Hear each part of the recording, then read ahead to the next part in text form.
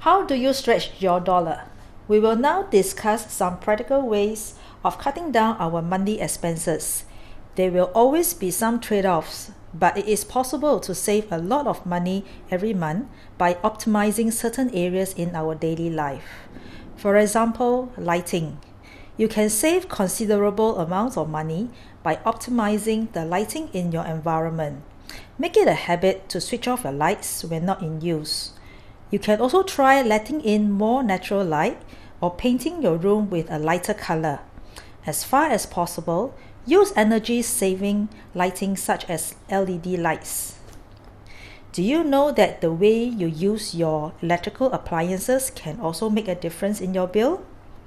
You can save money by switching off unused electrical devices such as your television set. Don't just put the device on standby mode, but rather switch off the power from the power socket. Leaving the device on standby continues to drain power at a rate of 10% of the device when it is switched on. A little savings can add up a lot in the long run. Electrical port. If you have an electrical port that is switched on 24 hours a day, are you aware that it drains a lot of electrical power and causes your electricity bill to stay high? A better solution would be to use a thermal flask instead. Boil the water and fill in a thermal flask, which can keep the water warm for several hours without the use of electricity. How about your mobile phones? Mobile phones and mobile subscription can cost a lot of money in the long run if left unexamined. Does every member in the family need a mobile phone? Does everyone need the very latest smartphone model? Is it possible to cut down on mobile phone usage in your family? Is your mobile plan the optimal one for your needs? Have you considered how much money is spent each month on internet and cable services? Are there TV channels that you have subscribed to but are hardly used at all? If so, it is time to review your subscription plans. You can easily save extra dollars by optimizing the usage of these services. How about stretching your dollar on healthcare? Keep yourself fit and healthy. It is a costly business to be sick. Prevention is always better than cure.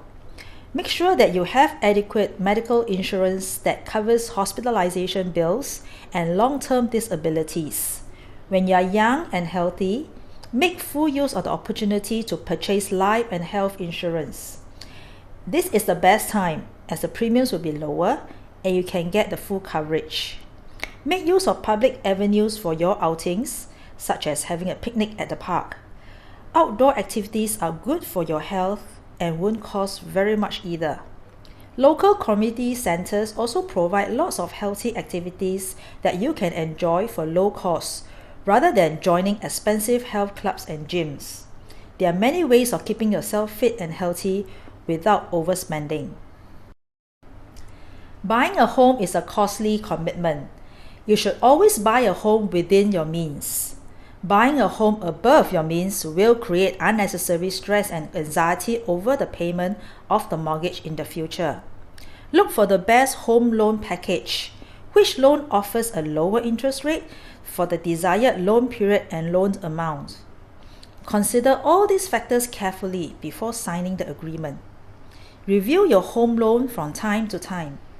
Consider refinancing your loan to pay a lower interest rate when the lock-in period of existing loan is over. It is important to check for transaction costs when buying a home.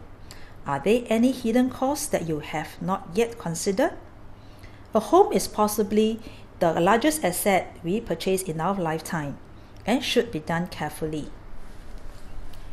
Children's expenses. There are various ways and means of stretching your dollar to meet your children's expenses. For example, instead of buying brand new textbooks, why not use a second-hand textbook instead? Instead of visiting a private dentist, make full use of the subsidized dentist that the school provides. Encourage your children to make use of recycled materials for their art and craft projects. Cut down on fast food expenses by educating your children about good nutrition. Home-cooked food is always the best. Instead of engaging private tutors, opt for group tuition instead. The same goes for enrichment courses, which are generally much cheaper at community centers compared with private learning centers. Is your child doing well in school? Encourage him or her to apply for bursaries and scholarships. There are many more ways to save money if you were to carefully search for them.